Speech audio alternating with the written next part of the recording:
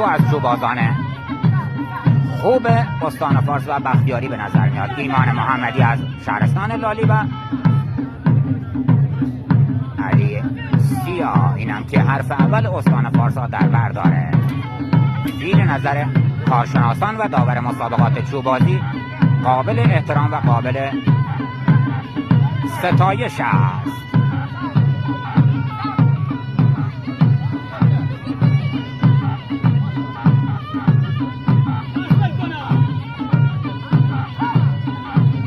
یک کدوم میکنه، بله چه کار میکنه، ضربه پرقدرت، کار خودشو کرده ایمان محمدی. یک کدوم میکنه، بله